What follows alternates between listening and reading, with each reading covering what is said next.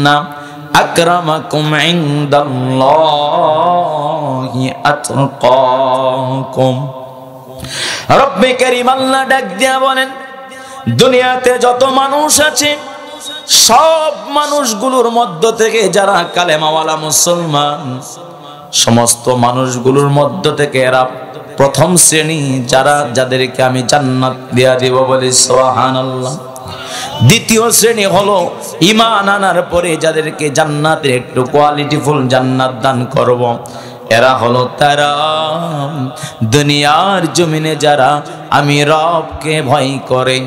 রব ডাক দিয়া বলেন, ইন্না আকরামাকুম ইনদাল্লাহি আতকাকুম। রব্বে কারীম আল্লাহ ডাক দিয়া বলেন, দুনিয়ার জমিনে যত মানুষ আছো সব মানুষগুলোর মধ্য থেকে আমি আল্লাহর কাছে দামি যারা পৃথিবীতে আমি আল্লাহকে ভয় করে চলেন, আমি আল্লাহর ইবাদত করেন। রব্বে কারীম আল্লাহ বলেন, ইবাদতের ক্ষেত্রে ভয় করার জন্য আমি আল্লাহকে তারাই বেশি ভয় করে যারা ইবাদত করার সময় ইন্না সলাতি ওয়া নুসুকি ওয়া মাহইয়ায়া ওয়া মামাতি ওয়ালিল্লাহি রাব্বিল আলামিন।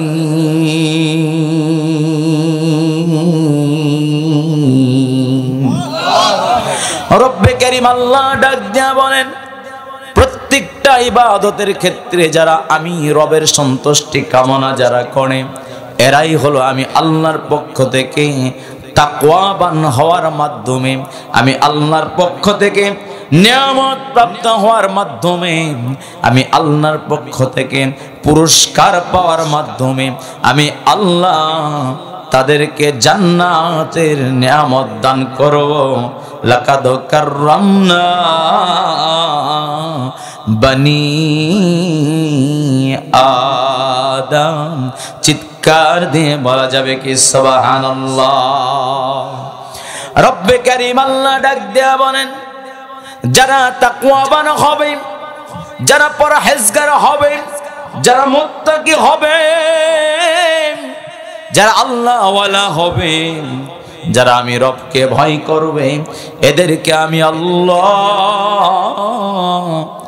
ফেরেশতাদের চাইতেও বেশি সম্মান দিয়া জান্নাতের নিয়ামত তাদেরকে দান করব। আস্তে করে বলা যাবে কি সুবহানাল্লাহ। রাগ করলেন তো? জান্নাতের নিয়ামত দরকার আছে না নাই? এই জান্নাত বেঈমানরা পাবে, হিন্দু পাবে, বৌদ্ধ পাবে, খ্রিস্টান পাবে, নন মুসলিম যারা আছে কারো পক্ষে জান্নাত পাওয়া সম্ভব নয়। তবে দুনিয়াতে তারা শান্তি পাবে, কারণ দুনিয়াতে তারা কিছু ভালো কাজ করে আর দুনিয়ায় তাদের শেষ, আখিরাতে কোনো প্রাপ্য তাদের নাই বিধায় দুনিয়াতে হয়তো তাদের আকাশচুম্বী বিল্ডিং হবে, বড় বড় অট্টালিকা হবে, অনেক অ্যাসেটের মালিক তারা হবে, অনেক সম্পদের মালিক তারা হবে, অনেক প্রশাসনের লেভেলের পাওয়ার তাদের থাকবে, জনবল থাকবে। কিন্তু আখিরাতের বেলায় তাদের প্রত্যেকটি খাতা শূন্যের খাতায় থাকবে। তবে এক্ষেত্রেও তাদেরকে আমরা বাই ফোর্স করতে পারবো না, তাদেরকে বাই কুক করতে পারবো না, বাই হুক করতে পারবো না। আমরা তাদেরকে কোনোভাবেই তাদেরকে টর্চারের মাধ্যমে ইসলাম গ্রহণ করাইতে পারবো না। এবং নামাজ পড়িস না কেন, রোজা রাখিস না কেন, ঈদগাহে যাস না কেন, এই জন্য তাদেরকে মারপিট করাও যাবে, আঘাত করা যাবে না। আল্লাহ পাক রব্বুল আলামিন বলেন, লা ইকরাহা ফিদ্দীন।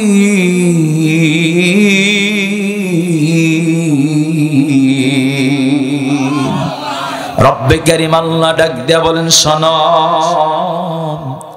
আমি রব তোমাদের ইবাদতের জন্য দুনিয়াতে পরীক্ষার জন্য পাঠিয়ে দিয়েছি। ইবাদত যখন করবা, পরীক্ষা দিবা না এমন তো হয় না।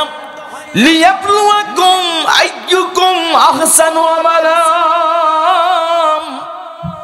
রব ডাক দিয়া বলেন, তুমি পরীক্ষা দিবা, এই পরীক্ষার জন্য আমি আল্লাহ তোমাকে সৃষ্টি করেছি। আর পরীক্ষা হলো ইবাদত, ইবাদত হলো পরীক্ষা। জোরে বলুন ঠিক কিনা?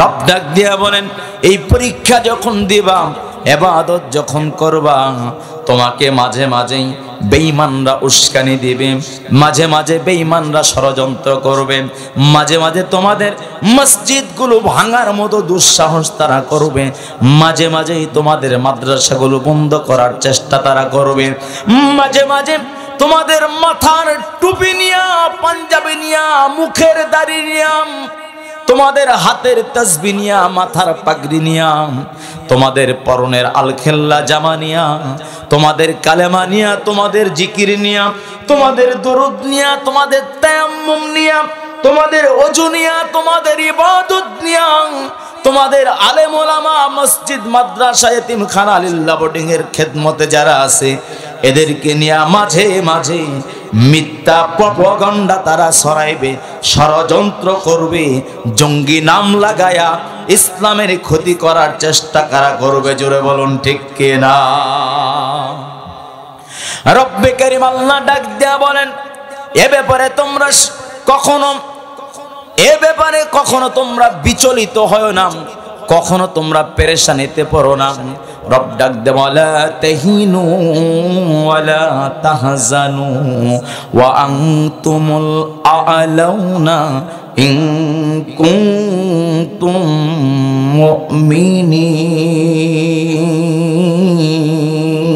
মুমিনিন। রব্বে কারীম আল্লাহ ডাক দিয়া বলেন, দুনিয়াতে বেঈমানদের ভয়ে তোমরা পেরেশানিতে থেকো না, দুনিয়াতে কোনো স্টিম রোলার ষড়যন্ত্রকারীদের ভয়ে তোমরা কখনো কোণঠাসা হয়ে পড়ো না,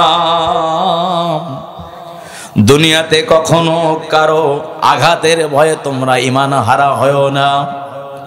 মনে রেখো, আমি তোমাদের দুনিয়াতে সাময়িক পরীক্ষা করব, এই পরীক্ষার পরেই তোমাদের পেরেশানি আমি আল্লাহ দূর করে দেব, তোমাদের অশান্তির বদলে শান্তির ফায়সালা আমি দান করব, তোমাদের দুঃখের বদলে সুখ আমি দান করব। রব্বে কারীম ডাক দেয়া বলেন, ইন্না মাআল উসরি ইউসরা, ইন্না মাআল উসরি ইউসরা। মনে রেখো, দুঃখের পরে আমি আল্লাহ সুখের ব্যবস্থা করে দেব। চিৎকার দিয়ে বলা যাবে কি? বোঝেন নাই? আরো জোরে বলেন সুবহানাল্লাহ। আল্লাহ পাক রব্বুল আলামিন ডাক দেয়া বলেন, মুমিন মুসলমান তোমাকে বেঈমান ঠিক থাকতে দিবে না।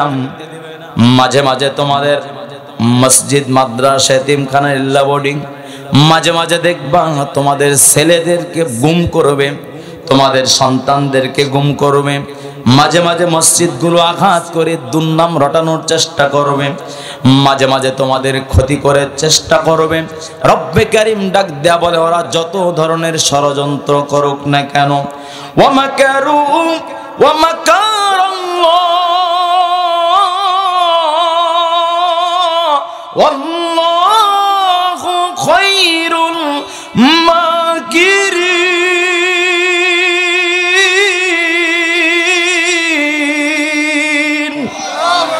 রব্বে কারীম আল্লাহ ডাক দেয়া বলে, শোনো,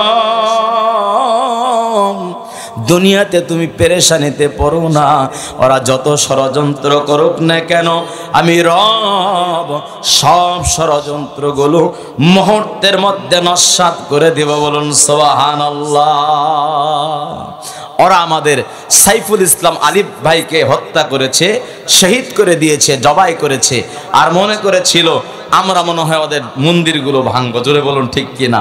ওরা মনে করেছিল হিন্দুদের ধরো আর মারো আর হত্যা করো, মনে হয় আমরা এটাই করব। এই ফাঁদে তারা পা ফেরানোর অপচেষ্টা করিয়েছিল। জোরে বলুন ঠিক কিনা? কিন্তু আল্লাহ যে বলে দিয়েছেন, লা ইকরাহা ফিদ্দিন লাকুম দীনুকুম ওয়ালিয়া দিন। শোনো, ওরা ষড়যন্ত্র করুক, ওরা উৎপাত করুক, হাঙ্গামা করুক, দাঙ্গা করুক, মামলা করুক, রক্তপাত ঘটাক, শহীদ করে দেখ, ধৈর্য ধারণ করো। ইন্নাল্লাহা মাআস সাবিরিন। আমি রব বলে দিলাম, তোমাদের সাথেই আমি আছি। বলুন সুবহানাল্লাহ। রব্বে কারীম আল্লাহ ডাক দিয়া বলেন, এই কঠিন অবস্থায় তোমরা যারা ওদের বিপদে ফাঁদে পা দিলা না, ওদের উস্কানিতে তোমরা দাবানল জানালা না, ওদের সাথে তোমরা ওদের মতোই ইতরপনা তোমরা করলা না, ওদের মতো খারাপ কাজ তোমরা করলা না। তোমরা যখন উলামায়ে কেরামের তত্ত্বাবধানে তোমরা যখন ধৈর্য ধারণ করলাম, রব ডাক দিয়ে বলেন ওয়ালাল আখিরাতু খায়রুল লাকা মিনাল উলা। রব্বে কারীম আল্লাহ ডাক দিয়া বলেন, তুমি মনে করেছো আমি ঘুমাইছি? না, আমি রবের একটা পরিচয় হলো আল্লাহ, লা ইলাহা ইল্লা হুয়াল হাইয়ুল কাইয়্যুম লা তাখুযুহু সিনাতুন ওয়ালা নাওম। চিৎকার দিয়ে বলা যাবে কি সুবহানাল্লাহ। আল্লাহ পাক রব্বুল আলামিন বলেন, দুনিয়ার মানুষে তোমরা যখন বিপদগ্রস্ত হয়েছে আমি সেই সময়ও দেখি, তোমাদের যখন অত্যাচার করে আমি সেই সময়ও দেখি, তোমাদের উপর যখন জুলুম করা হয় আমি সেই সময়ও দেখি। আমি আল্লাহ দেখি কারা কারা ধৈর্য ধারণ করছো। যারা যারা তোমরা ধৈর্য ধারণ করছো, ধৈর্য ধারণ করার কারণে তোমাদের সাথে জেনে আছেন তার নাম হলো আল্লাহ। আর আল্লাহ তোমাদের ঘোষণা করেন আখিরাতের চিরস্থায়ী শান্তি, আখিরাতের সম্মান, আখিরাতের নিরাপত্তা এই দুনিয়ার তুলনায় অনেক অনেক অনেক বেশি, যেটার কোনো তুলনা হয় না। আল্লাহ বলেন ওই আখিরাতের সম্মান, ইজ্জত, নিরাপত্তা, সুখ আমি আল্লাহ তোমাদেরকে বিনা হিসেবে দান করব বলে সুবহানাল্লাহ। এখন প্রশ্ন করব, আখিরাত দামি নাকি দুনিয়া দামি? জান্নাত ভালো নাকি জাহান্নাম ভালো? আমরা জান্নাত চাই নাকি জাহান্নাম চাই? দুনিয়া চাই নাকি আখিরাত চাই? আখিরাত চাই, এটা তো মুখের কথা, কিন্তু 2 বিঘা জমি এখন কেনার সুযোগ আসুক না কেন, নিজের ভাইকে ঠকায়া হলেও 2 বিঘা জমি কিনবো, ঠিক না ভাই? ঠিক। এক গোছা ধান বাড়ানোর জন্য আইল কাটতে কাটতে মনে করেন এক গোছা ধান বাড়ানোর জন্য একবারে আল বরাবর করতেছে, আল সোজা করার দরকার, জোরে বলুন ঠিক কিনা? এরকম লোক আমাদের সমাজে নাই, নাই। তাহলে মনে করেন যদি আপনি চাইতেছেন আখিরাত, এখানে বলতেছেন আখিরাত চাই, কিন্তু সকালবেলা তো মাঠে গিয়ে কালকে যখন বিছন লাগাইবেন আর কি, বিছন যখন লাগাবেন তো সেই সময় তো মনে করেন আল সোজা করার দরকার, বিছন যেন একটু ধান বেশি পড়ে, 2-4টা গোছা ধান বেশি হয়, এই চিন্তা ভাবনা অনেকের মাথায় থাকে কি থাকে না? আলু যেন একটু বেশি হয়, 2 থোপ ধান যেন বেশি হয়। এই জন্য নিজের ভাইকে ঠকায়া, ভাতিজাকে ঠকায়া, ফুপুদেরকে ঠকায়া অনেকে এরকম বাটপারি করে কি করে না? এরকম করা যাবে না। এরকম করলে আল্লাহ বলেন আখিরাতু খায়রুল লাকা মিনাল উলা, আখিরাতের যে শান্তি, নিরাপত্তা, শৃঙ্খলা, ওই সুখ সম্মান, ওটা তো তুমি দুনিয়ার এই অল্প একটু কারণে হারায় ফেললা। আখিরাতের শান্তি আসল না দুনিয়ার শান্তি আসল? আখিরাতের সম্মান আসল না দুনিয়ার সম্মান আসল? আল্লাহ বলেন এই দুনিয়ার সম্মানের পিছনে তুমি ছোট না, বরং আখিরাতের সম্মানের চেষ্টা করতে থাকো, দুনিয়াও আমি আল্লাহ তোমাকে দিব আর আখিরাতে তোমাকে সম্মানিত করব বলি সুবহানাল্লাহ। এজন্য দুনিয়া আমরা বর্জন করব না, দুনিয়াকে আমরা লক্ষ্য না বানিয়ে আখিরাতকে টার্গেট লক্ষ্য বানিয়ে দুনিয়াকে আমরা সহায়ক হিসেবে গ্রহণ করব ইনশাআল্লাহ। কেন সহায়ক হিসেবে গ্রহণ করব? কারণ দুনিয়ায় তো আখিরাতের ক্ষেত স্বরূপ, জোরে বলুন ঠিক কিনা? দুনিয়ায় নামাজের জায়গা, দুনিয়ায় রোজার জায়গা, দুনিয়ায় পর্দার জায়গা, দুনিয়ায় তেলাওয়াতের জায়গা, দুনিয়ায় জিকিরের জায়গা, দুনিয়ায় দানের জায়গা, দুনিয়ার সম্মান করার জায়গা, দুনিয়ায় আদর করার জায়গা, দুনিয়ায় ভালোবাসার জায়গা, দুনিয়াতে খাওয়ার জায়গা। আখিরাতে যেটা খাইবেন ওখানে তো আলাদা, জোরে বলুন ঠিক কিনা? তার মানে দুনিয়ায় যেটা করবেন এটার ফলাফল আখিরাতে, জোরে বলুন ঠিক কিনা? সুতরাং দুনিয়াটা আমাদের কাছে রঙ্গতামাশা মনে হলেও আল্লাহ আমাদেরকে এটা বিশাল বড় নিয়ামত দিয়েছেন। এই নিয়ামতের কাজটা দুনিয়াতে থেকে আমাদের করতে হবে, জোরে বলুন ঠিক কিনা? এই পথের বাধা হবে কে? শয়তান। কে বাধা হবে? শয়তান বলবে তোমাকে আমি এই নেক কাজ করতে দেব না, তোমাকে আমি দান করতে দেব না, তোমাকে আমি নামাজ আদায় করতে দেব না, তোমাকে আমি রোজা আদায় করতে দেব না, তোমাকে আমি দাড়ি রাখতে দেব না, তোমাকে আমি সংসার সুখের হোক, এই সংসার সুখের হোক, সুখের সংসার আমি তোমাকে করতে দেব না। এজন্য শয়তান বিভিন্ন রূপ নিয়ে সংসারের মধ্যে, ক্ষেতের মধ্যে, ভাইয়ের মাঝে, বোনের মাঝে, ফুপুর মাঝে, ভাতিজার মাঝে ঝামেলা সৃষ্টি করে। জোরে বলুন ঠিক কিনা? এই সৃষ্টিটা করলে লাভ কি হয়? লাভ হয় যে আমিও জাহান্নাম থেকে বিতাড়িত, আল্লাহর এই বান্দারা যেন জাহান্নাম থেকে বিতাড়িত হয়ে যায়। এটাই হলো ওর টার্গেট। জোরে বলুন ঠিক কিনা? শয়তানের টার্গেট মানুষরা জাহান্নামী হোক। জোরে বলুন ঠিক কিনা? আর মুমিনের টার্গেট, আল্লাহর টার্গেট, রাসূলদের টার্গেট হলো আল্লাহর বান্দারা জান্নাতি হোক। জোরে বলুন ঠিক কিনা? আমরা শয়তানের পক্ষে না আল্লাহর পক্ষে? আমরা হিজবুল্লাহ না হিজবুশ শয়তান? দল দুইটা, একটা হলো হিজবুল্লাহ আর একটা হলো হিজবুশ শয়তান। আমরা হিজবুল্লাহ হব ইনশাআল্লাহ। আল্লাহর প্রিয় বান্দারা, এই দুনিয়াতে আমরা সুখে থাকব, দুনিয়াতে আমরা নিরাপত্তায় থাকব, দুনিয়াতে আমরা সম্মানে থাকব। তবে মাঝে মাঝে আল্লাহ আমাদেরকে পরীক্ষা করবেন। রব্বে কারীম আল্লাহ ডাক দিয়ে বলেন, وَلَنَبْلُوَنَّكُمْ بِشَيْءٍ مِّنَ الْخَوْفِ وَالْجُوعِ وَنَقْصٍ مِّنَ الْأَمْوَالِ وَالْأَنفُسِ وَالثَّمَرَاتِ وَبَشِّرِ الصَّابِرِينَ।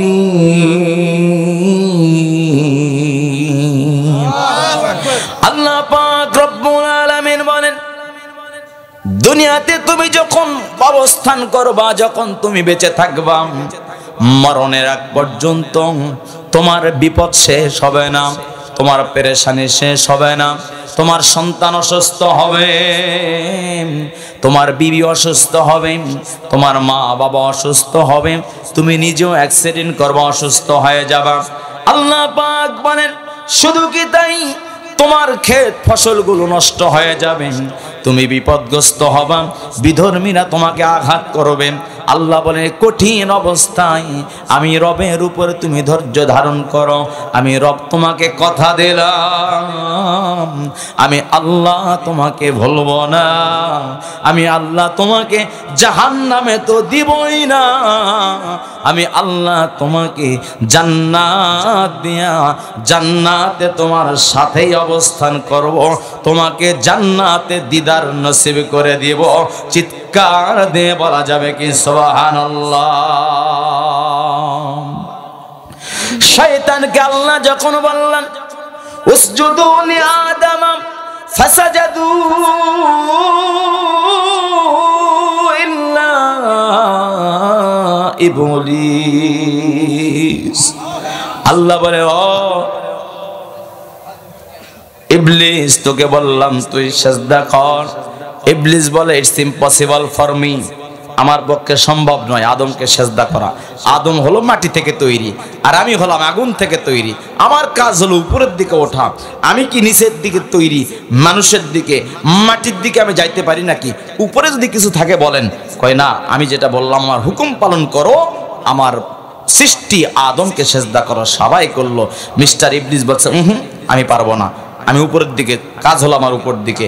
আল্লাহ বলে, আবা ওয়াস্তাকবারা ওয়া কানা মিনাল কাফিরিন, তুমি অহংকার করলা, তুমি জুলুম করলা, এই জালেম হওয়ার কারণে তোমাকে জান্নাত থেকে বিতাড়িত করা হলো, চিরস্থায়ী জাহান্নামী তুমি হয়ে গেলে। বলে নাউযুবিল্লাহ। সুতরাং জুলুম এমন একটা অপরাধ, ওই যে শুরুতে বলছিলাম, ওই জুলুমের তাফসীর এখন চলছে। জোরে বলুন ঠিক কিনা? যারা জালেম হবে, এই জালেমদের শাস্তি দুনিয়াতেও হবে। জোরে বলুন ঠিক কিনা? এই জালেম যারা হবেন, পৃথিবীর ইতিহাস সাক্ষী দেয়, নমরুদ, আবু জাহেল, উতবা, সাইবা, আবু লাহাব, ফেরাউন, কামান, কারুন, কেনান, সাদ্দাদ, যারা এই পৃথিবীতে জুলুম করেছে, আল্লাহ তাদেরকে ধ্বংস করেছে, করে নাই? আল্লাহ তাদেরকে ধ্বংস করেছে। এরা হলো জালেম। এই জালেমদের শাস্তি আল্লাহ দুনিয়াতেই দিয়েছে। জোরে বলুন ঠিক কিনা? আর আখেরাতেও তাদের বরাদ্দ যেটা আছে ওটা কমতি হবে না, ওটাও দেওয়া হবে, ওটাও দেওয়া হবে। আর যারা দুনিয়াতে মাজলুম ছিলেন, আল্লাহর প্রিয় পাগল যারা ছিলেন, মাজলুম হওয়ার পরেও আল্লাহকে ভোলে নাই, রসুলদের ভোলে নাই, ইবাদত ভোলে নাই, ঈমান ভোলে নাই, আল্লাহ পাক তাদেরকেও সম্মানিত করেছেন। মূসা আলাইহিস সালাম, ইব্রাহিম আলাইহিস সালাতু ওয়াস সালাম, মুহাম্মদ সাল্লাল্লাহু আলাইহি ওয়াসাল্লাম, আবু বকর, ওমর, ওসমান, আলী, বেলাল রাদিয়াল্লাহু তাআলা আনহুর মতো এরকম ছোট্ট বংশের অধিকারী হাবশী গোলাম হওয়ার পরেও তাদের নামের শেষে আমরা আদর সহকারে, সম্মানের সাথে, ইজ্জতের সাথে আল্লাহ হুকুম দিয়েছেন রাদিয়াল্লাহু আনহু ওয়া রাদু আন। তোমরা এজন্য, আমরা এজন্য আমাদেরকে আল্লাহ হুকুম দিয়েছেন, আমি নিজে তাদের উপর সন্তুষ্ট, তোমরা মুসলমান হিসেবে তাদের নামের সাথে রাদিয়াল্লাহু আনহু বলি। জোরে বলুন ঠিক কিনা? আল্লাহ হুকুম দিয়েছেন। খুশি হয়েছেন কে? খুশি হয়েছেন কে? আর যারা জুলুম করেছে তাদের উপর রাগান্বিত হয়েছেন কে? সুতরাং জালেম হব না মাজলুম হব? মাজলুম হওয়ার চেষ্টা করব না। যদি কেউ মাজলুম বানায়, যদি কেউ জোর করে মাজলুম করে আমাদেরকে, সেই ক্ষেত্রে আল্লাহর কাছে সবর করব ইনশাআল্লাহ। তবে মনে রাখবেন, আপনার হক আপনাকে আদায় করে নিতে হবে। কেউ আপনাকে জুলুম করছে, আপনি শুধু বোবা শয়তান হয়ে থাকবেন, এটা করলে চলবে না। আপনার সামর্থ্য মতো ওই জালেমের বিরুদ্ধে দাঁড়াতে হবে। জোরে বলুন ঠিক কিনা? রাসূলুল্লাহ সাল্লাল্লাহু আলাইহি ওয়াসাল্লাম হাদিস শরীফের ইরশাদ ফরমান, মান রাআ মুনকারান ফালিয়ুগাইয়িরহু বিয়াদিহি ওয়া ইল্লাম ইয়াস্তাতি ফাবিলিসানিহি ওয়া ইল্লাম ইয়াস্তাতি ফাবিকলবিহি ওয়া যালিকা আদআফুল ঈমান। জনাবে রাসূলুল্লাহ সাল্লাল্লাহু আলাইহি ওয়াসাল্লাম ইরশাদ ফরমান, আমার উম্মতেরা শোনো, দুনিয়াতে যদি দেখো তোমরা ইসলাম গ্রহীত, কোরআন সুন্নাহ বিবর্জিত, শরীয়তের বাহিরে কোনো কাজ যদি হয়, জুলুম যদি কেউ করে, তবে তোমার যদি সামর্থ্য থাকে ওই জুলুমের বিরুদ্ধে তুমি রুখে দাঁড়াবা, দু হাত দ্বারা সেটাকে তুমি প্রোটেকশন দিবা। যদি দু হাত দ্বারা প্রোটেকশন দেওয়ার মতো সামর্থ্য না থাকে, সেটাকে যদি প্রতিরোধ করার ক্ষমতা না থাকে, জবান দিয়া এলাকার লোকজনদেরকে নিয়ে একত্রিত করিয়া তুমি নিজের জবান দিয়া প্রতিবাদ করে তোলার চেষ্টা করবা। তারপরেও যদি প্রতিবাদ করার মতো সামর্থ্য যদি না থাকে, তোমার নিজে নিজে মনে মনে প্ল্যান করবা কাকে কাকে সাথে নিলে, কোন ব্যক্তিবর্গদের পরামর্শ করলে কিভাবে এই সমাজ থেকে ইসলাম বিরোধী, শরীয়ত বিরোধী, কোরআন সুন্নাহ বিরোধী এই কাজটা কেমনে বন্ধ করা যায়, এই পরিকল্পনা যদি তুমি করো, এটা হলো ছোট্ট ঈমানের অধিকারী। চিৎকার দিয়ে বলা যাবে কি সুবহানাল্লাহ।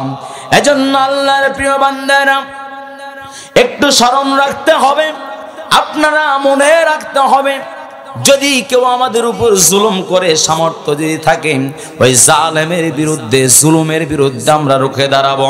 সামর্থ্য যদি না থাকে, প্রতিবাদ করার চেষ্টা করব। তাও যদি সামর্থ্য না থাকে, পরিকল্পনা বেছে নিল, ওই সমুদ্রেই আল্লাহ তাকে চুবায় মারলো। জুড়ে বলুন ঠিক কিনা? নমরুদ চেষ্টা করলো রব দাবি করে, জুতা পিটা খেয়ে একটা ছোট্ট ল্যাংড়া মাসি মশার আঘাতে দুনিয়াতে বিদায় হয়ে গেল। জুড়ে বলুন ঠিক কিনা? আমরা যুগে যুগে দেখেছি এরকম যারা যে শব্দটাকে, যে ব্র্যান্ডটাকে, যে শব্দটাকে, যে অস্ত্রটাকে ব্যবহার করে ক্ষমতায় চিরদিন টিকে থাকতে চেয়েছে, আল্লাহ বলেন ওই শব্দটাকে ব্যবহার করে তোমাকে আমি নিজের অবস্থান থেকে টেনে হিসেবে আস্তাগুলো তোমাকে আমি নিক্ষিপ্ত করে দিলাম। জুড়ে বলুন ঠিক কিনা? সুতরাং আমরা বিগত দিনে দেখেছি, কিছুদিন আগেও দেখলাম। এজন্য আমাদের খেয়াল রাখতে হবে আমরা যেন জালেম হয়ে না যাই। পারা যাবে না ইনশাআল্লাহ। আল্লাহ পাক আমাদের জালেমদের হাত থেকে হেফাজত করুন। সকলে বলছে আমিন। আল্লাহর প্রিয় বান্দারা, প্রথম নম্বর আলোচনা, আমরা দুনিয়াতে যতদিন থাকব কারো উপর জুলুম করব না ইনশাআল্লাহ। দুই নম্বর আলোচনা, আমরা পৃথিবীতে যতদিন থাকব নিজেকে কোনো ব্যাপারে অহংকার করব না। অহংকার এমন একটা কাজ যেই কারণে এত সেজদা, এত ইবাদত, এত আমল করার পরও একটা শুধু অহংকারের কারণে ইবলিস কিন্তু বড় শয়তান হয়ে গিয়েছে। জোরে বলুন ঠিক কিনা? অহংকারের কারণে ফেরাউন ধ্বংস হয়ে গিয়েছে, অহংকার ও জুলুমের কারণে নমরুদ ধ্বংস হয়ে গিয়েছে, অহংকার ও জুলুমের কারণে আবু জাহাল, আবু লাহাব, উতবা সাইবা সহ সবাই ধ্বংস হয়ে গিয়েছে অহংকার ও জুলুমের কারণে। সাদ্দাত জান্নাতে যাইতে পারে নাই, অহংকার জুলুমের কারণে। ব্রিটিশরা ক্ষমতা ছেড়ে দেশ ছেড়ে পালাইতে বাধ্য হয়েছে অহংকার ও জুলুমের কারণে। পাকিস্তান, পূর্ব পাকিস্তান, পশ্চিম পাকিস্তান ডিভাইডেড হয়। দীর্ঘ 9টি মাস যুদ্ধ করার পরে, রক্তক্ষয়ী যুদ্ধ হওয়ার পরে আল্লাহ পাকের বান্দাদেরকে অহংকার ও জুলুমের কারণে মাজলুমদেরকে আল্লাহ বিজয় দান করেছে, জালেমরা পরাজিত হয়েছে। অহংকার ও জুলুমের কারণে সর্বশেষ 2024 সালে আল্লাহ পাক মাজলুমদেরকে নিরাপত্তা দান করেছে, জালেমদেরকে টেনে হিঁচড়ে আল্লাহ পাক শাস্তি দিয়েছে। জোরে বলুন ঠিক কি না? এজন্য আপনার ঘরে যদি আপনি জুলুম করেন, আপনি যদি পরিবারে জুলুম করেন, আপনি যদি সমাজে জুলুম করেন, আপনি যদি এলাকায় জুলুম করেন, মনে রাখবেন এই জুলুমের আযাব কিন্তু পৃথিবীতেই হবে, আখিরাতেও বরাদ্দ আছে। জোরে বলুন ঠিক কি না? 1 নাম্বার আলোচনা, জুলুম করা যাবে না। 2 নাম্বার আলোচনা, অহংকার করা যাবে না। 3 নাম্বার আলোচনা, শান্তি সুখ নিরাপত্তা আল্লাহর কাছে, শান্তি সম্মান নিরাপত্তা আল্লাহর কাছে। এর আখিরাত হলো আসল জায়গা, ওই জায়গার মালিক আল্লাহ। দুনিয়াতে বসে ইবাদত করে আল্লাহকে খুশি করে জান্নাত কারা কারা পেতে চায় হাতটা জাগা আছে হুজুর, আল্লাহ কবুল করে নেন। সকলে বলছে আমিন। সুতরাং দুনিয়াতে মানুষকে কষ্ট দেব না, কেউ যেন আমার কাছ থেকে কষ্ট না পায়, আর নিজে যেন অহংকারী না হয়। এই 3টা কাজ আমি আপনাদের কাছে বললাম, রক্ষা করতে পারবো তো ইনশাআল্লাহ? আমি মানুষের উপর জুলুম করব না, আমি অহংকার করব না, আর কাউকে কষ্ট দেব না। এই 3টা কাজ পারা যাবে না ইনশাআল্লাহ? মানুষের উপকার করব, পারলে কোনো ক্ষতি করব না, অপকার কারো করব না। 3টা কাজ। এখন আমি যে আয়াতে কারিমা পাঠ করেছি, এই আয়াতে কারিমার আলোকে সামনে একটু তাফসীর করতে চাই, শুনবেন তো ইনশাআল্লাহ? আল্লাহ পাক যেন কবুল করেন। সকলে বলছে আমিন। সূরাতুল বাকারা 124 নম্বর আয়াতের মধ্যে আল্লাহ পাক রব্বুল আলামিন বলেন, আউযু বিল্লাহি মিনাশ শাইতানির রাজীম, বিসমিল্লাহির রহমানির রহিম। وَإِذِ ابْتَلَى إِبْرَاهِيمَ رَبُّهُ بِكَلِمَاتٍ فَأَتَمَّهُنَّ قَالَ إِنِّي جَاعِلُكَ لِلنَّاسِ إِمَامًا قَالَ وَمِنْ ذُرِّيَّتِي قَالَ لَا يَنَالُ عَهْدِ الظَّالِمِينَ। আল্লাহর প্রিয় বান্দারা, আল্লাহ পাক রব্বুল আলামিন বলেন, হে রাসূল, ওই সময়ের কথা স্মরণ করো যেই সময় আল্লাহ পাক তার এক বান্দা ইব্রাহিমকে পরীক্ষা করেছিলেন, আর যে পরীক্ষায় ইব্রাহিম সফল হয়েছিলেন, প্রতিটি পরীক্ষায় ইব্রাহিম আলাইহিস সালাতু ওয়াস সালাম কৃতিত্বের সাথে তিনি আল্লাহর কাছে সফল হয়েছেন বলে সুবহানাল্লাহ। এই আলোচনাগুলো আমরা বারবার করতে থাকি, বারবার আলোচনার ময়দানে বলতে থাকি, কারণ হলো আল্লাহ পাক রব্বুল আলামিন যেই সময় আমাদের অবস্থান করার তৌফিক দান করেছেন, কঠিন একটা সময় চলছে, যে সময় আমরা একটা অবস্থান থেকে আর একটা অবস্থান করছি আমরা। এই কঠিনতম অবস্থায় যদি আমরা ইব্রাহিম আলাইহিস সালাতু ওয়াস সালামের এই আদর্শগুলোকে মেনে নেই, তার পরীক্ষাগুলোকে যদি আমরা মেনে নেই, আল্লাহ পাক রব্বুল আলামিন এই জাতির ক্লান্তি লগ্নে এই জাতিকে ইনশাআল্লাহ সাফল্য দান করবেন বলে ইনশাআল্লাহ। আল্লাহ প্রতিটি পরীক্ষায় ইব্রাহিম উত্তীর্ণ হয়েছিল সফলতার সাথে, কৃতিত্বের সাথে। আল্লাহ পাক বলেন, ইব্রাহিম আমি তোমাকে জাতির নেতৃত্ব দান করতে চাই, আমি তোমাকে নেতা বানাইতে চাই, আমি তোমার জাতির দায়িত্ব তোমাকে দিতে চাই, আমি সিলেক্ট করে নিয়েছি। ইব্রাহিম আলাইহিস সালাতু ওয়াস সালাম বলেন, আল্লাহ আমি কি শেষ নাকি আমার পরে আর কেউ আছে? আমার পরে আমার মনে চায় আমার সন্তানদের আমার বংশের মধ্য থেকে আপনি জাতির নেতা বানাইবেন, একটু নেতৃত্ব দিবেন, যারা জাতিকে চালাবে এরকম একটু নেতৃত্ব আপনি দিবেন। আমি একটু দেখতে চাই, একটু আপনার কাছ থেকে ঘোষণাটা চাই। আল্লাহ পাক বলেন, লা ইয়ানালু আহাদিজ জালিমিন। ও ইব্রাহিম তোমার কওম যদি জুলুম না করে, তারা যদি জালেম না হয়, তারা যদি জোর করে মানুষকে জেলে না দেয়, তারা যদি জোর করে মানুষকে ইনজেকশন করে না মারে, তারা যদি জোর করে মানুষকে আঘাত করে ফাঁসির কাস্টডিতে না ঝোলায়, তারা যদি মানুষকে ঘর ছাড়া না করে, তারা যদি বিনা কারণে মানুষকে অত্যাচার না করে, মনে রাখবা আমি আল্লাহ নেতৃত্ব তোমার জাতির সন্তানদেরকে দান করব, তথা মুসলমানদেরকে দান করব।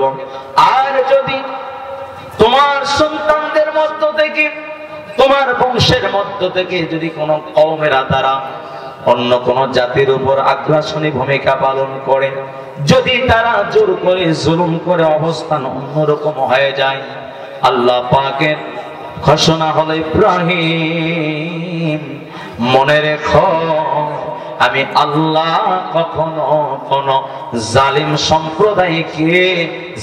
সম্প্রদায়কে নেতৃত্ব দেই না।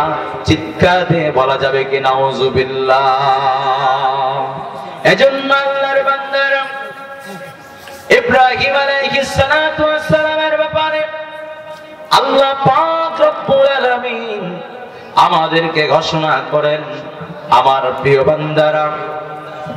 প্রিয় বান্দারা শুনে রাখো, এমন একজন নেতার ব্যাপারে তোমাদের কাছে আলোচনা করছি, যার প্রতিটি পরীক্ষায় আমি আল্লাহ তাকে সফল করে নিয়েছি, বলি সুবহানাল্লাহ।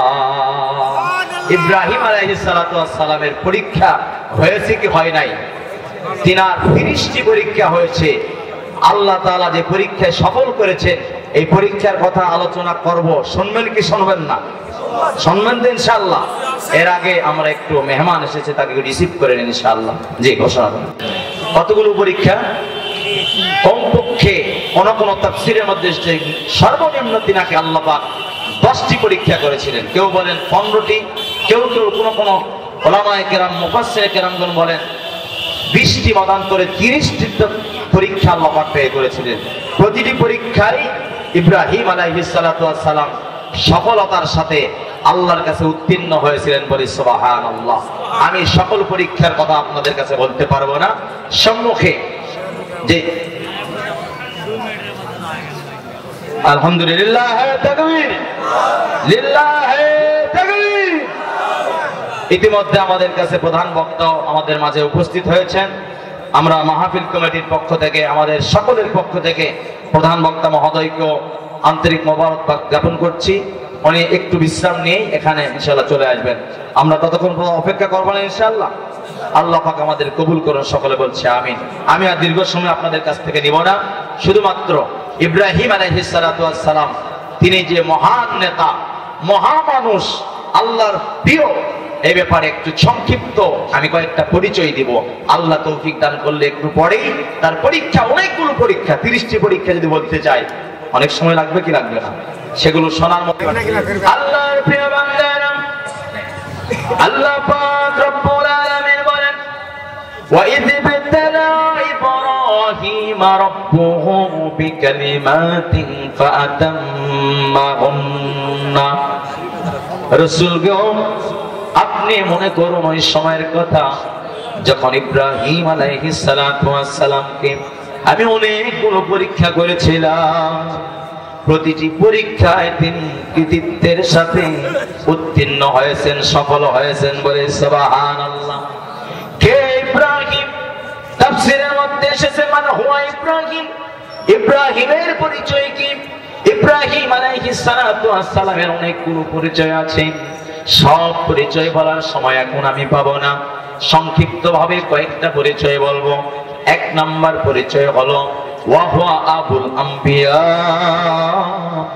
ইব্রাহিম আলাইহিস সালাতু ওয়াস সালামের প্রথম পরিচয় হলো তিনি হলেন নবীদের পিতা। বলুন সুবহানাল্লাহ। নবীদের পিতাকে ইব্রাহিম আলাইহিস সালাম, আর সমস্ত মানুষের পিতা হলেন আদম আলাইহিস সালাম। জোরে বলুন ঠিক কি না? আদম আলাইহিস সালাতু ওয়াস সালামকে আবুল বাশার বলা হয়, আর ইব্রাহিম আলাইহিস সালাতু ওয়াস সালামকে নবীদের বাবা বলা হয়। বলুন সুবহানাল্লাহ। একটু ছোট্ট আকারে যদি আরো বিস্তারিত বলি তাহলে বুঝবেন। ইব্রাহিম আলাইহিস সালাতু ওয়াস সালামের বিবি কয়জন? কয়জন? দুইজন বিবি। বড় বিবির নাম হলো সারা, ছোট বিবি বড় বিবির দাসী যিনি ছিলেন, খাদেমা যিনি ছিলেন, তার নাম হাজেরা। এই হাজেরার সাথে সারা নিজে ইব্রাহিম আলাইহিস সালাতু ওয়াস সালামকে বিবাহ দিয়েছিলেন বলে সুবহানাল্লাহ। বাচ্চা হয় না তো এই যে আমার গর্ভে বাচ্চা আল্লাহ দেয় নাই, আপনি হাজেরাকে বিবাহ করেন, আল্লাহ পাক হয়তো আপনাকে বাচ্চা দিতে পারেন। বলুন সুবহানাল্লাহ। ইব্রাহিম আলাইহিস সালাতু ওয়াস সালামের প্রথম স্ত্রী সারা, সারার গর্ভে আল্লাহ পাক ইসহাক আলাইহিস সালাতু ওয়াস সালামকে দান করলেন।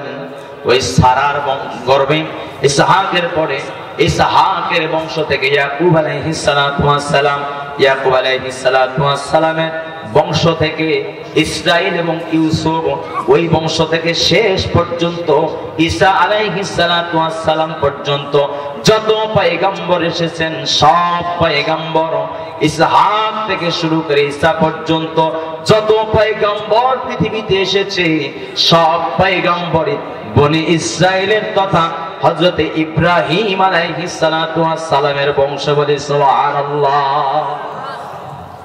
দ্বিতীয় স্ত্রীর সন্তান হাজেরা আলাইহিস সালাতু ওয়াস সালাম, তার গর্ভে ইসমাঈল আলাইহিস সালাতু ওয়াস সালাম।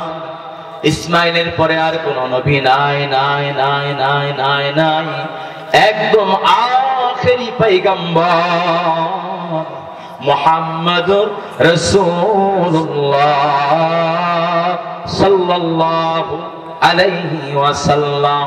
ইসমাঈলের শেষ নবী, ইসমাঈল আলাইহিস সালামের পরে শেষ নবী এই বংশে মুহাম্মদ সাল্লাল্লাহু আলাইহি ওয়াসাল্লাম। আর ইসহাকের বংশে, ইসহাকের পরে যত নবী আসছেন বনি ইসরাইলের ঈসা পর্যন্ত সমস্ত নবী পৃথিবীতে মাত্র 10 থেকে 12 জন নবী ছাড়া সব নবী বনি ইসরাইলের নবী। বলুন সুবহানাল্লাহ। আর সব নবীর গোড়াগে ঠিকেছে ইব্রাহিম আলাইহিস সালাতু ওয়াস সালামের কাছে। এজন্য সমস্ত নবীদের বাপকে ইব্রাহিম আলাইহিস সালাতু ওয়াস সালাম। বুঝতে পারছেন আমার কথা? প্রথম পরিচয় সমস্ত নবীদের পিতা। দ্বিতীয় পরিচয় তিনি হলেন জাতির পিতা। তিনি কি? জাতির পিতা। বলতে ভয় পান? জাতির পিতার নাম কি? আল্লাহ পাক রব্বুল আলামিন বলেন মিল্লাতা আবিকুম ইব্রাহিম। আল্লাহ পাক বলেন যে তোমরা জাতির পিতা বলতে যদি ভয় পাও আমার কিছু যায় আসে না, কারণ 16 বছর তো বলতে পারি না, ঠিক না? ঠিক, ভয় পাইছি, কিন্তু আল্লাহ বলেন এটা 16 বছর না, 1600 বছর না, আরো বহুত হাজার বছর আগে, কমপক্ষে 5000 বছর আগে আমি ইব্রাহিমকে জাতির পিতা হিসেবে সিলেক্ট করে নিয়েছি। বলুন সুবহানাল্লাহ। আল্লাহ পাক রব্বুল আলামিন বলেন মিল্লাতা আবিকুম ইব্রাহিম।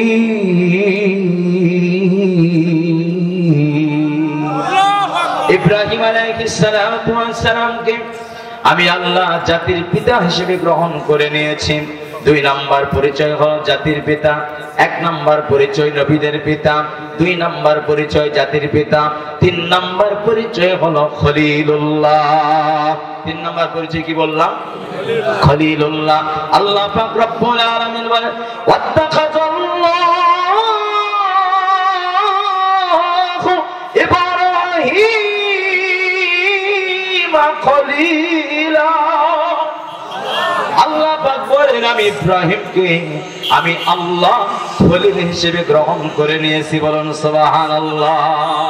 অনেক পরিচয় আছে, বলতে পারবো না। 3 নাম্বার পরিচয় বললাম খলিলুল্লাহ। 4 নাম্বার পরিচয় হলো বানিউল কাবা, তথা কাবা ঘর নির্মাণকারী। রব্বে কারীম আল্লাহ ডাক দিয়া বলেন আমার বান্দা শোনো, ওয়া ইয ইয়ারফাউ ইব্রাহিম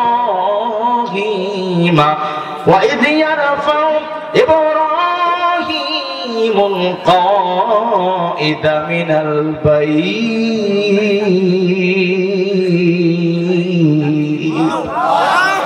আল্লাহ পাক রব্বুল আলামিন বলেন ইব্রাহিম এবং তার ছেলে ইসমাইলের দ্বারা আমি আল্লাহ কাবা ঘরকে পুনর্নির্মাণ করিয়ে নিয়েছি। বলে সুবহানাল্লাহ।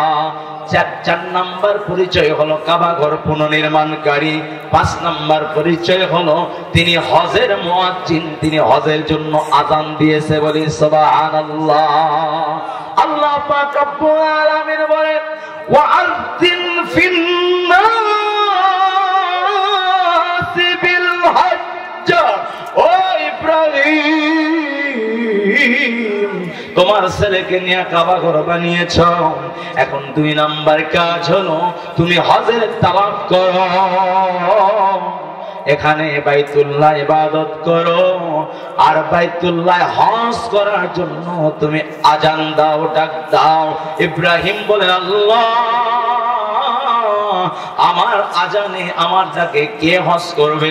আমার বড় বিবি সারা, আমার ছোট বিবি হাজেরা, আমার ছেলে ইসহাক, আমার ছেলে ইসমাইল, আমার ভাগিনা লূত ছাড়া তো আর কেউ ধর্ম গ্রহণ করে নাই। আল্লাহ কে হজ করবে আর কে আমার ডাকে সাড়া দিবে? আল্লাহ বলে ইব্রাহিম তোমার কাজ হলো আজান দেওয়া, তুমি আজান দাও, পোষা দেওয়ার মালিক আমি আল্লাহ। ওয়াআযিন ফিন্নাসি বিল হজ্জ।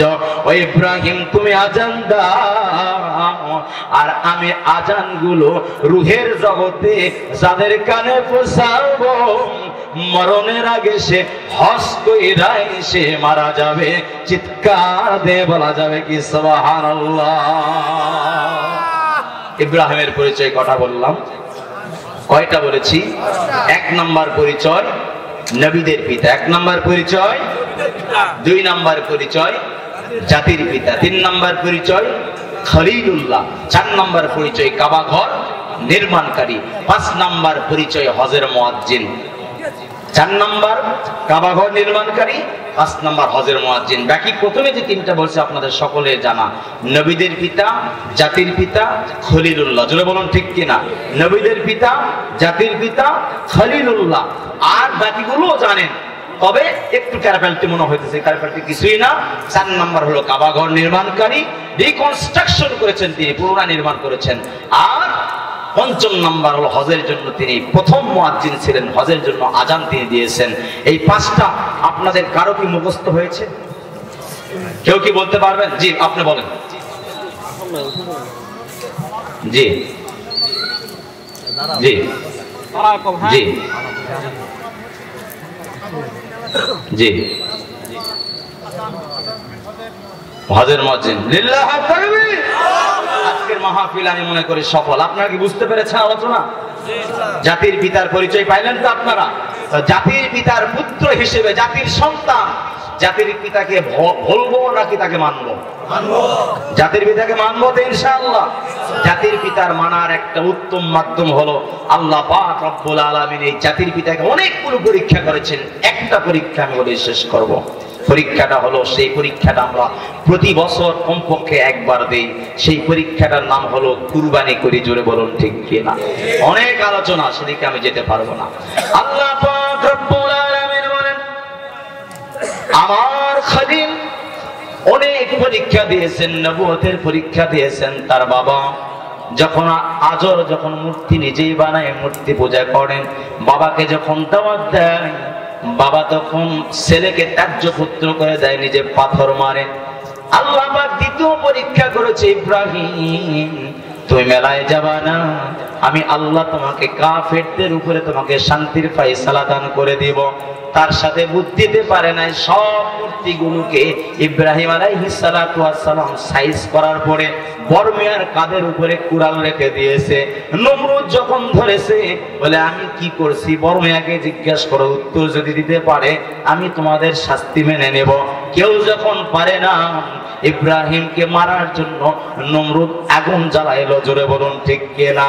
আগুনে যখন 3 নম্বর পরীক্ষা, আগুনে যখন ফেরানো হলো, আগুনকে আল্লাহ হুকুম করলেন, অতি সংক্ষেপে বলছে, কুল্লা ইয়া নারু কুনি বারদাও ওয়া সালামান আলা ইব্রাহিম। আগুন বলে, আগুনকে আল্লাহ, আগুন আমার ইব্রাহিমের উপরে আরামদায়ক শান্তিদায়ক হয়ে যাও, ওকে খবরদার এমন গরম হবে না যাতে কষ্ট পায়, এমন ঠান্ডা হবে না যাতে কষ্ট পায়। আল্লাহ পাক বলেন, ইব্রাহিম তুমি বলেছো হাসবুনাল্লাহু ওয়া নি'মাল ওয়াকিল, তুমি আমার উপর তাওয়াক্কুল করেছো, আমি ঘোষণা করে দিয়েছি ওমাইয়া তাওয়াক্কাল আলাল্লাহ ফাহুয়া হাসবু, যে আমার উপর তাওয়াক্কুল করবে আমি তার জন্য যথেষ্ট। বলে সুবহানাল্লাহ। 3 নম্বর পরীক্ষা, ইব্রাহিম আলাইহিস সালাতু ওয়াস সালামকে আগুনে ফেলানো হলো। আগুন যখন জ্বালাইতে পারে না, আগুন নিজেই তার জন্য আরামদায়ক হয়ে গিয়েছে। বলুন সুবহানাল্লাহ। 4 নম্বর পরীক্ষা, বিবি সারাকে নিয়ে যখন ইজ্জত করে মাদায়েনের দিকে যখন ওদিকে যখন যায়, সেই সময় ওই দেশের মিশরের বাদশা, সেও ফেরাউন ছিল। ওই ফেরাউন নারীর ওই ফেরাউন ছিল ওই সময় ফেরাউন এবার হযরত ইব্রাহিম আলাইহিস সালাতু ওয়াস সালামের প্রথম স্ত্রী সারা, বিশ্বের দ্বিতীয় সুন্দরী।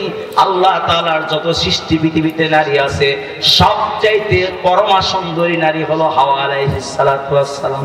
বিশ্বের 1 নম্বর সুন্দরী কে? হাওয়া আলাইহিস সালাম। আর 2 নম্বর সুন্দরী হলো হযরত সারা আলাইহিস সালাতু ওয়াস সালাম। এখন নারী লোভী বাদশা, বলেন তো ওই এলাকাতে যায়, ওই এলাকাতে যদি কোনো নারী যাইতো, যদি স্বামী থাকতো, স্বামীকে মেরে ফেলে ওই নারীকে ভোগ করতো, নষ্ট করতো। এটা হলো ওই মিশরের ওই সময় ওই নারী লোভীর কাজ ছিল, বাদশার কাজ ছিল। সারাকে যখন নেওয়া হলো, পরিচয় যা দেয়, যুবক কে তুমি? বলে এর সাথে আসছি। কে তুমি? বলে সে আমার আত্মীয়। কেমন আত্মীয়? আমার বোন। বোন বলে বলেছে, কারণ আল্লাহ পাক বলেছেন যে প্রতিটি মুসলমান আরেক মুসলমানের ভাই, এজন্য সারার পরিচয় দিয়েছে বোন। যখন ভাই বলেছে, আর তাকে মারে নাই, হত্যা করে নাই। কিন্তু ইব্রাহিমের কাছ থেকে সারা আলাইহিস সালাতু ওয়াস সালামকে জোর করে ওই মিশরের বাদশাহের কাছে নিয়ে যাওয়া হয়েছে। দস্যুরা নিয়ে গিয়েছে, তার কয়েক পেয়াদা সৈন্যবাহিনী ধরে নিয়ে গিয়েছে। নিয়ে যাওয়ার পরে কুমতলব নিয়ে যখন সামনের দিকে আসে, সারা আল্লাহ এই জালেম থেকে আমাকে হেফাজত করো। আল্লাহ পাক হেফাজত করেছে। যখন তার দিকে এগোতে যায়, বিশাল বড় অজগর সাপ দেখতে পায়, যাকে দংশন করতে আসতেছে। ভয় আর যায় নাই। কিছুক্ষণ পরে যখন জ্ঞান ফিরছে, আবার আক্রমণ যখন করতে চায়, লোক নিয়ে যখন সামনের দিকে যেতে চায়, সারা আবার বলে, আল্লাহ একবার তো হেফাজত করছো, আবার হেফাজত করো। দ্বিতীয়বার যখন সারার দিকে যাইতে চাই, আবার বিশাল ধরনের বিষধর সাপ, অজগর বা তার চাইতে বড় সাপ আকার ধারণ করে কে যেন ওই বাদশাকে দংশন করার জন্য আসতেছিল। ভয়ে আবার বাদশা অজ্ঞান হয়ে গিয়েছে। তৃতীয়বার যখন আবার হামলা করতে যায়, আবার ইজ্জত নষ্ট করার জন্য সামনের দিকে যাইতে যায়, এবার সারা আলাইহিস সালাতু ওয়াস সালাম যখন আল্লাহর কাছে দোয়া করে, আল্লাহ পাক সেই মুহূর্ত ওই বাদশার হাত থেকে তাকে হেফাজত করেছেন। বলি সুবহানাল্লাহ। বাদশা বলে, একে নিয়ে যাও, এর আর দরকার নাই, একটা বদমাইশ মহিলা, এ তো ভালো কিছু অন্য কিছু জানে, মনে হয় জাদু টাদু জানে, এর আমার দরকার নাই, একে নিয়ে চলে যাও। পরে ডাক দে, ভাই মহিলা তুমি কে? বলে আমার পরিচয় তো আগেই দিয়েছি। কি জন্য এসেছ? আমাদের এলাকায় এত অভাব, খাবার কিছু না, এই জন্য আমি আমার লোককে নিয়ে এখানে এসেছি খাবারের জন্য। উপহার দিয়া বলে যাও, ওকে উপহার দাও, খাদ্য ভান্ডার থেকে খাবার দিয়া সম্মানের সাথে ওকে বিদায় করে দাও। বলি সুবহানাল্লাহ। 4 নম্বর পরীক্ষা, তাহলে বিবি সারাকে আল্লাহ ইজ্জত হেফাজত করেছেন। 5ম নম্বর পরিচয়, হযরত ইব্রাহিম আলাইহিস সালাতু ওয়াস সালামের পুত্র হযরত ইব্রাহিমের বয়স যখন 86 বছর বয়স, 86 বছর বয়সে আল্লাহর কাছে দোয়া করে, আল্লাহ রব্বি হাবলি মিনাস সলিহিন, আল্লাহ আমাকে একটা নেককার সন্তান দিয়ে দাও।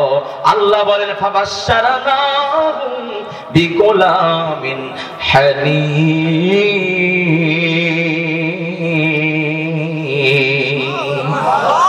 আল্লাহ বলে ও ইব্রাহিম 86 বছর বয়সে তুমি ছেলে চাও, সন্তান চাও, আমি তোমাকে ধৈর্যশীল সন্তান দান করব। চিৎকার দিয়ে বলা যাবে কি সুবহানাল্লাহ। সূরাতুস সাফফাতের 100 নাম্বার আয়াত থেকে 102 নাম্বার আয়াত থেকে আল্লাহ বর্ণনা করেন, ফালাম্মা বালাগা মাহুস সায়া ক্বালা ইয়া বুনাইয়া ইন্নী আরা ফিল মানামি আন্নী আতবাহুকা ফানজুর মাযা তারা। ও ইব্রাহিম ডাক দিয়া বলে, ও ইসমাইল, ও আমার ছেলে, আমি ঘুমের মধ্যে দেখলাম, স্বপ্নে দেখলাম আমি তোমাকে জবাই করতেছি। বলুন সুবহানাল্লাহ। ইসমাইল তোমার মতামত কি বলো, তোমার ওপিনিয়ন কি বলো? যেমন বাবা তেমন ছেলে, নবীর ছেলে নবী হবে আল্লাহ পূর্ববর্তী একটা আলামত দিয়ে দিলেন। আল্লাহর নবী ইব্রাহিম আলাইহিস সালাতু ওয়াস সালাম খলিলুল্লাহ, তার ছেলে ইসমাইল জবিহুল্লাহ, তিনি যে উত্তর দেন উনি বলেন, ইয়া আবাতি ইফআল মা তু'মারু সাতাজিদুনি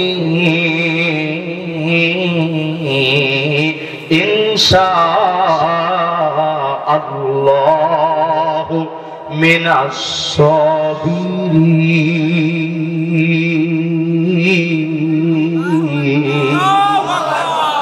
আল্লাহ পাক রব্বুল আলামিন বলেন, ইসমাইল ছোট বাচ্চা জবাব দেয়, ও আব্বা, আল্লাহ আপনাকে স্বপ্নে যা দেখিয়েছেন মনে রাখবেন, নবীদের স্বপ্ন ওহী হয়। জোরে বলুন ঠিক কিনা? আব্বা জান, আল্লাহ আপনাকে যেটা স্বপ্নে আদেশ করেছেন সেটা পালন করুন। আপনি মনে রাখবেন, অবশ্যই আপনি আমাকে ধৈর্যশীলদের মধ্যে পাবেন। আব্বা তাফসীরের মধ্যে এসেছেন, ইব্রাহিম আলাইহিস সালাম নিজের সন্তানের উপরে যখন চাকু চালায়, চাকু যখন চলে না, ইসমাইল বুঝতে পেরেছে। ইসমাইল ডাক দিয়ে বলে, আব্বা এভাবে আপনি আমাকে জবাই করতে পারবেন না। জবাই যদি করতেই চান, আপনার দেহের মধ্যে কোনো দয়া রাখেন না, কারণ আল্লাহ আপনাকে হুকুম করেছেন। দয়া তো আপনার মধ্যে আসবে, কারণ আপনি তো আমাকে দেখে দেখে জবাই করতে চান, এই জন্য দয়া আসতেছে। আব্বা গো, আপনার চোখে কাপড় খানা বেঁধে নেন, আর আমার গলায় তরবারি খানা ঢুকাইয়া দেন, আল্লাহর জন্য আমি কুরবানি হয়ে যাব। বলে সুবহানাল্লাহ। আল্লাহ বলেন, ফাদাইনাহু বিযুবহিন আযীম, আমি ওদের বাপ বেটা দুজনের কুরবানি কবুল করে নিয়েছি। বলুন সুবহানাল্লাহ। আমরা সন্তান কুরবানি করি নাকি পশু কুরবানি করি? পশু। প্রথম কুরবানি শিকার হয়েছিলেন ইব্রাহিম ও ইসমাইল। জোরে বলুন ঠিক কিনা?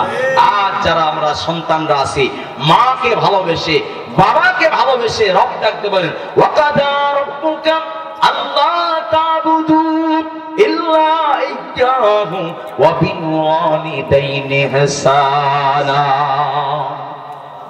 রব্বে কারীম আল্লাহ ডাক দিয়া বলেন, তোমরা যারা জাতির সন্তান আছো, তোমাদের জাতির পিতা ইব্রাহিম নিজের কলিজার টুকরা সন্তানকে কুরবানি করে দিয়েছিলেন, আর জাতির পিতার সন্তান ইসমাইল আল্লাহকে খুশি করার জন্য নিজের জীবনটা পর্যন্ত কুরবানি করে দিয়েছেন। বলে সুবহানাল্লাহ।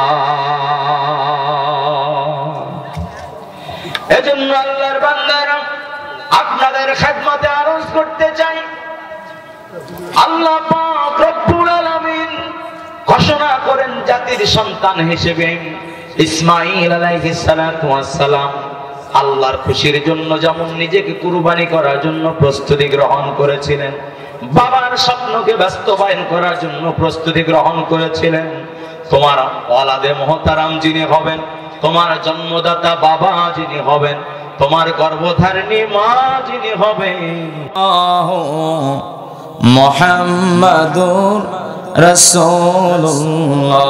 আলহামদুলিল্লাহ আলহামদুলিল্লাহি রাব্বিল আলামিন والصلاة والسلام على سيد المرسلين وعلى آله وأصحابه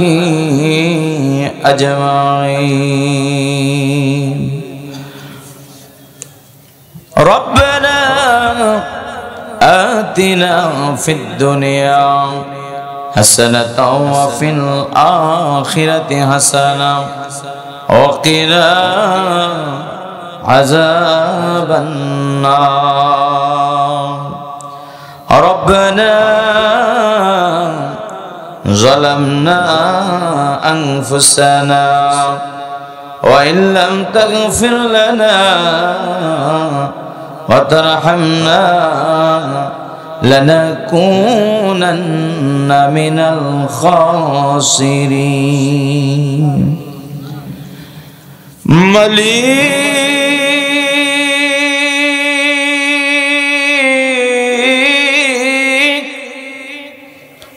ওগো অসহায়ের মালিক, তোমার শানে মোবারকে এই বেহেশতের বাগান থেকে উলামায়ে কেরামের সাথে হাফেজে কোরআনদের সাথে আল্লাহ এলাকার কিছু বৃদ্ধ বাপজানদের নেয়া, খানায় কাবার মেহমান হাজী সাহেবদের নেয়া, কোরআনের পাখি মাদ্রাসার তোলাবা আজমদেরকে নেয়া, আল্লাহ বিভিন্ন এলাকা থেকে ছুটে আসা যুবক বন্ধুদের নেয়া, যাদের গুনাহ লেখা শুরু হয় নাই, মাসুম কিছু বাচ্চাদের নেয়া, পর্দার অন্তরালের মা বোনদেরকে নেয়া, আল্লাহ বিভিন্ন সেক্টরের বিভিন্ন ব্যক্তিবর্গদেরকে নেয়া, গুনাহ মাফের আশা দুখানা হাত পেতে ধরলাম। ও আল্লাহ, আমাদের জিন্দেগির সব গুনাহগুলো তুমি মাফ করে দাও মালিক গো। আমরা যারা হাত পেতে ধরলাম, আমাদের প্রত্যেকের জনম দুঃখিনী মা,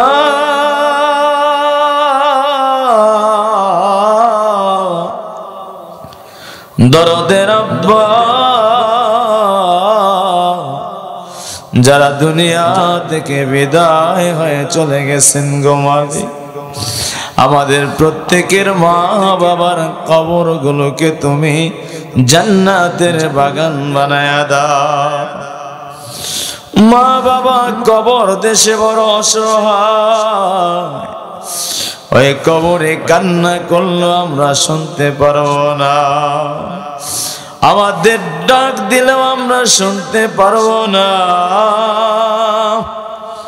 ওগো দয়াময় আল্লাহ, কবরের 40,000 বছরের জীবন, হাসরের 50,000 বছরের জীবন, পুনসিয়াতের 30,000 বছরের জীবন, 1,20,000 বছরের এই বিশাল জীবনটাকে তুমি শান্তিময়, আরামদায়ক, পেরেশানি মুক্ত আল্লাহ করিয়া বিনা হিসেবে জান্নাতের মেহমান বানায়া নাও।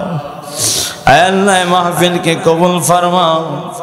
আল্লাহ মোহাম্মদপুর দক্ষিণ মন্ডল পাড়া যায় মসজিদ ও যুব সমাজের উদ্যোগে আল্লাহ যদি আজকের তাফসীরুল কোরআন মাহফিলকে কবুল ফরমাও।